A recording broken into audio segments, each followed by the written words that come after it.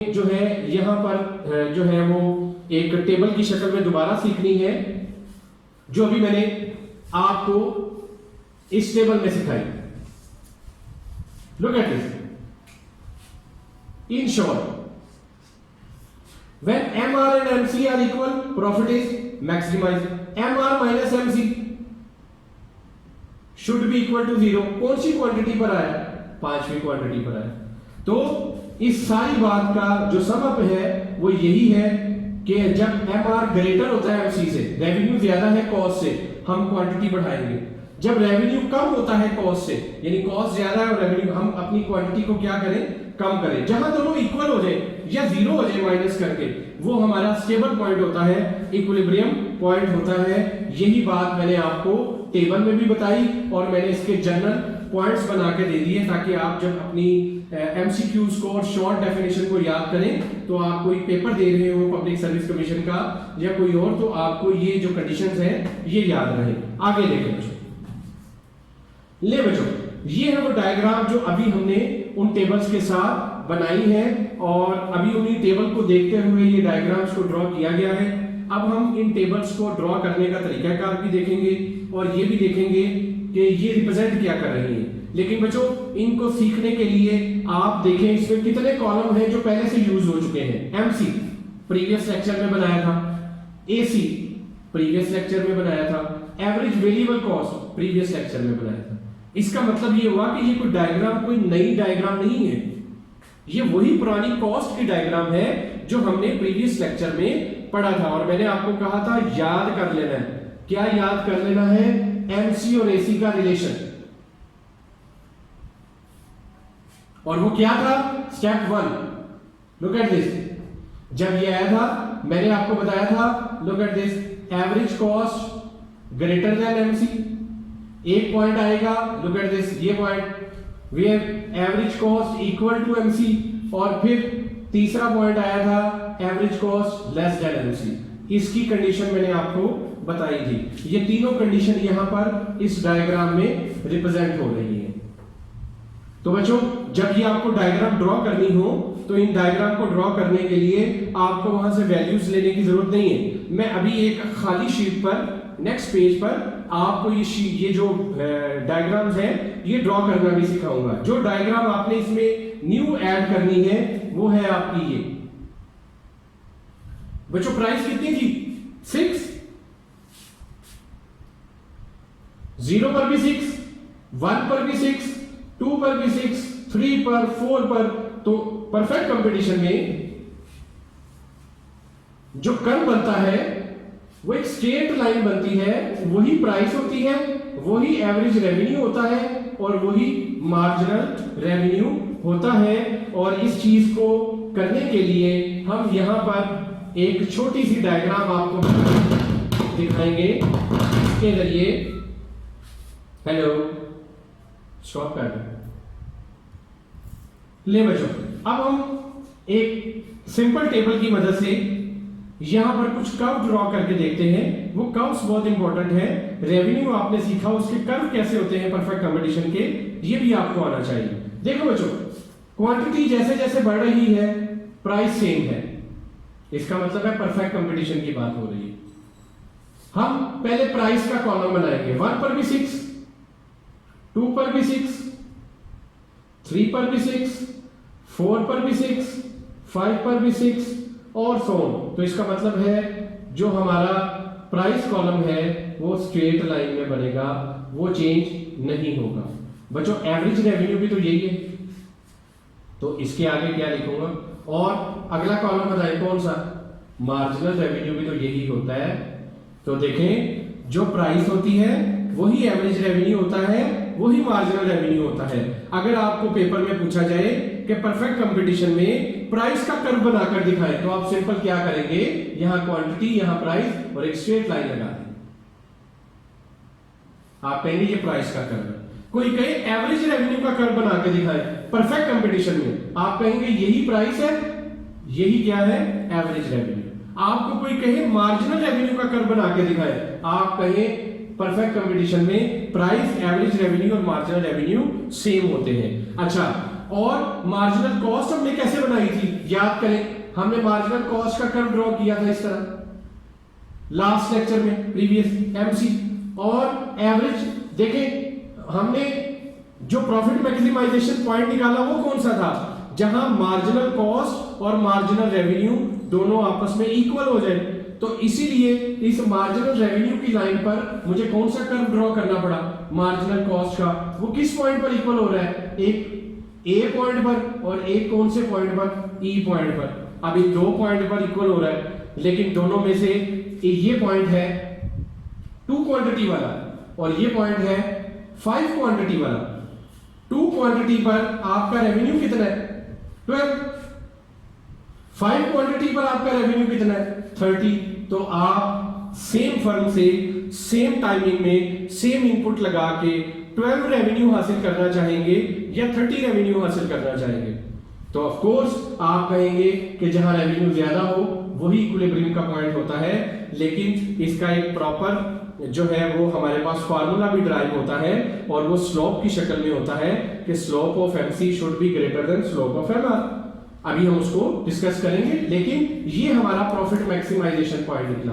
बच्चों यही पॉइंट मैंने इस डायग्राम में आपको रिप्रेजेंट किया। लुक एट दिस, ये देखिए बच्चों,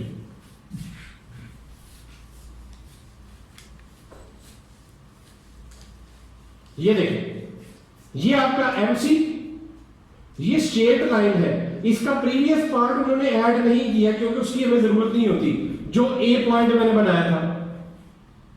ये आपका एमआर एआर प्राइस अभी मैंने बनाकर दिखाया आपको। जिस पॉइंट पर एमसी और एमआर इक्वल होंगे वो ये पॉइंट है, इक्विलिब्रियम। लुक एट दिस, ये सारी क्वांटिटी लिखी हुई है, इक्विलिब्रियम पॉइंट। इस पर इतनी क्वांटिटी सेल होगी और ये मार्केट में प्राइस डिटरमिन हो जाएगी, जिसे हम equilibrium point, profit maximization point of perfect competition under competitive firm कहलाते हैं। और ये वो इक्विलिब्रियम का पॉइंट है जो आपको परफेक्ट कंपटीशन की शक्ल में आना चाहिए। तो बच्चों सबसे पहला मरहला जो आज मैंने अभी आपको सिखाया वो यही था कि फर्म अपना जो प्रॉफिट मैक्सिमाइजेशन है वो फर्म किस तरह करती है अंडर परफेक्ट कंपटीशन में। अब स्टेज नंबर 1 हमारी कंप्लीट होती है और हम स्टेज नंबर 2 की तरफ जाएंगे। और स्टेज नंबर 2 है कि फर्म जब इतनी क्वांटिटी इस कीमत पर बेचेगी तो फर्म को प्रॉफिट होगा या लॉस होगा।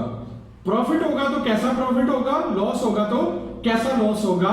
इस चीज को डिस्कस करने के लिए हम जो है वो अब अपने स्टेप नंबर 2 पर जा रहे हैं और फिर स्टेप नंबर 3 आएगा जिसमें हम अपनी फर्म का सप्लाई कर्व देखेंगे और लॉन्ग रन इक्विलिब्रियम देखेंगे।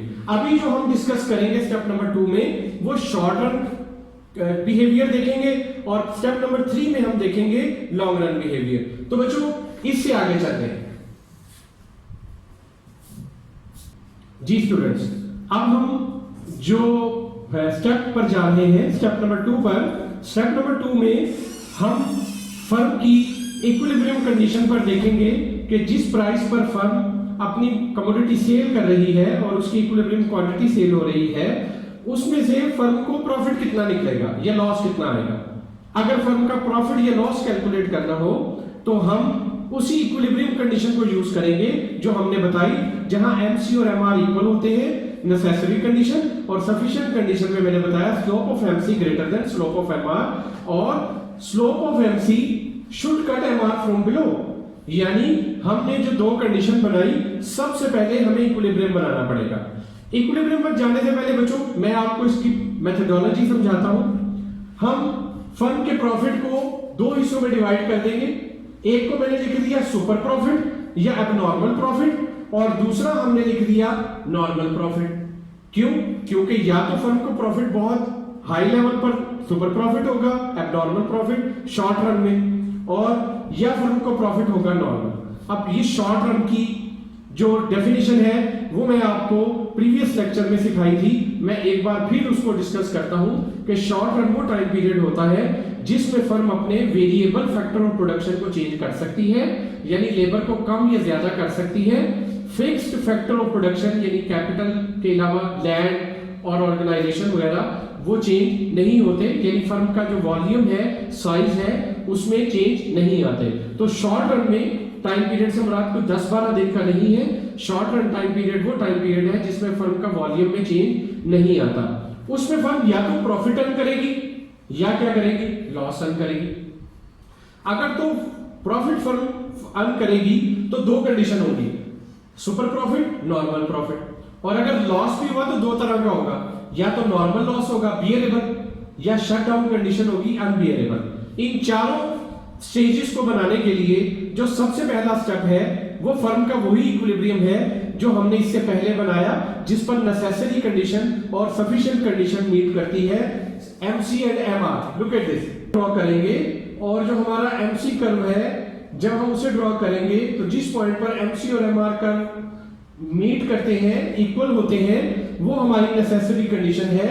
और वो है ई पॉइंट पर जहां नेसेसरी के साथ सफिशिएंट कंडीशन भी मीट कर रही है। कि दो तरह इसको डिस्कस किया जाता है। Number 1, slope of MC should be greater than slope of MR, ऐसे याद कर ले। और MC curve should cut MR curve from below. तो दोनों में से जिस तरह भी आप याद करना चाहें ये कर ले। ये वो इक्विलिब्रियम पॉइंट है जो हमें हर हाल में सब में ड्रॉ करना है। Look at this, Nike shape, marginal cost, a point where they are equal, ये क्वांटिटी सेव करनी है। MC and MR at equal at this quantity here।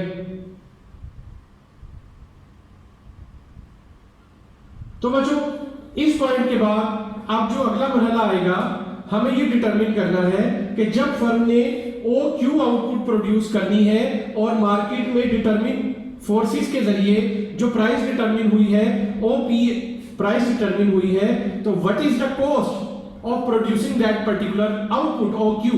इस OQ आउटपुट को डिटरमिन करेगी उसकी कॉस्ट, और हमें निकालनी है per unit cost, average cost. Average cost determine करेगी हर फर्म की कि कौन सी फर्म प्रॉफिट में है, कौन सी फर्म नॉर्मल प्रॉफिट में है, कौन सी फर्म नॉर्मल लॉस में है और कौन सी फर्म शटडाउन में है।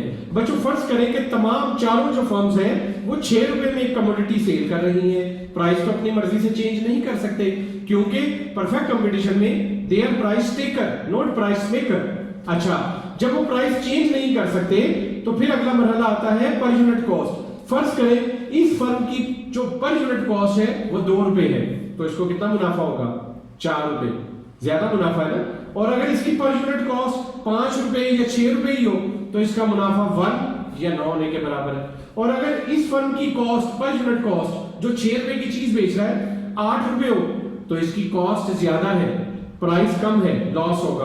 और अगर ये 6 रुपए वाली चीज इसकी 15 रुपए में बन रही हो या 12 रुपए में बन रही हो तो फिर क्या होगा, इसका जो लॉस है वो इतना ज्यादा है कि ये फर्म मार्केट में स्टे एग्जिस्ट नहीं कर पाएगी। तो बच्चों इसका मतलब ये हुआ कि इन चारों पर एक मैं कर्व बनाऊंगा, जो कर्व का नाम है एवरेज कॉस्ट, और वही डिटरमिन करेगा कि कौन सी फर्म प्रॉफिट में है, कौन सी फर्म नॉर्मल प्रॉफिट में है, कौन सी फर्म नॉर्मल लॉस में है और कौन सी फर्म जो है वो डियर स्टूडेंट्स शटडाउन में है। तो देखें पहला एवरेज कॉस्ट कर्व जो है वो इस प्राइस से मुनाफा कम होगा जब कॉस्ट इसके मुकाबले में कम होगी।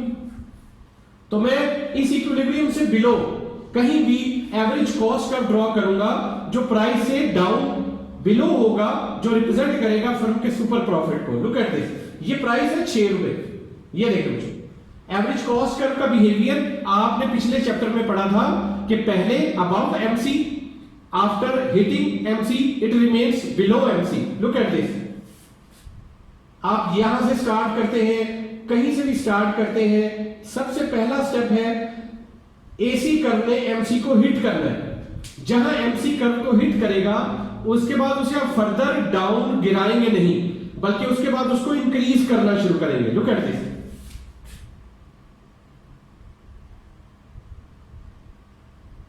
This is the behaviour of AC, above MC, equal to MC, below MC.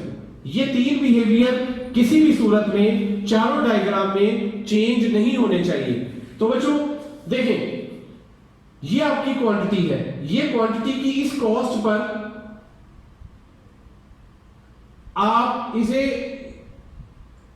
जब y एक्सिस पर लाएंगे तो यहां पर क्लियरली शो हो रहा है कि प्राइस 6 है, एवरेज कॉस्ट उससे कम है, लाइक 3 है, तो यहां पर यूनिट प्रॉफिट कितना हो रहा है?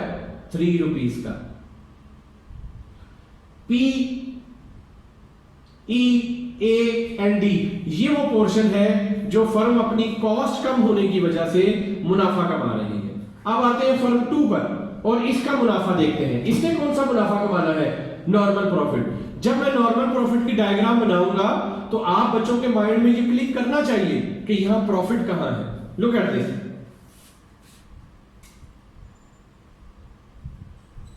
यही एवरेज कॉस्ट कर्व जो पहले मैंने ई पॉइंट के नीचे से बनाया, अब वो आ रहा है। लुक एट दिस, ये आया, एमसी को हिट किया और फिर चला गया अबव। तो देखिए बच्चों, जब मैंने ये डायग्राम बनाई तो इसमें एमसी और एसी का रिलेशन तो डिस्टर्ब नहीं हुआ, नहीं, ये पॉइंट पर मीट कर रहा है ई पॉइंट पर, यानी जो प्राइस है वही आपकी क्या है? Per unit cost. तो ऐसे मुनाफे को क्या बोलते हैं? Normal profit. यानी अगर एक चीज 6 रुपए में बनी है और आपने कितने में सेल कर दी? 6 रुपए में, तो आपको क्या हो गया? Normal profit. जी हां स्टूडेंट्स, आपके जहन में कहीं ये तो नहीं आ रहा कि यहां पर जब प्राइस और कॉस्ट जितने की चीज बनी उतने में ही हमने उसे फरोख्त कर दिया, तो फिर ये मुनाफा कैसे हो गया? जी, लेकिन फिर भी ये नॉर्मल प्रॉफिट निकलता है। कैसे निकलता है, क्यों निकलता है, उसके लिए मैं आपको यहां एक सेपरेट तरीकाकार से ये साबित करूंगा। लेकिन जब प्राइस और एवरेज कॉस्ट सेम हो जाए तो आपने याद कर लेना है उसे क्या बोलते हैं? Normal profit. कैसे, ये मैं आपको साबित करूंगा, लेकिन पहले हम अपना लॉस की डायग्राम बनाते हैं। देखें, यही एवरेज कॉस्ट कर्व जो ई से बिलो बना था डी पॉइंट पर, जब ये डी से ई पॉइंट पर आया तो नॉर्मल प्रॉफिट हो गया, और जब ये ई से भी थोड़ा अबव चला जाएगा तो ये लॉस हो जाएगा। लुक एट दिस, लेकिन एमसी के साथ जो उसका रिलेशन है एवरेज कॉस्ट का कर्व बनाते हुए, वो आप डिस्टर्ब नहीं करेंगे। अबव एमसी एक पॉइंट पर उसको हिट करेगा और उसके बाद बिलो एमसी रहेगा। लुक एट दिस,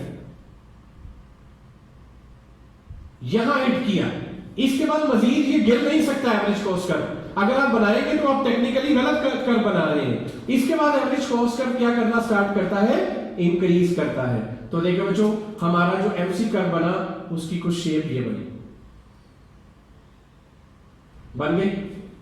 अब लुक एट दिस, प्राइस तो 6 है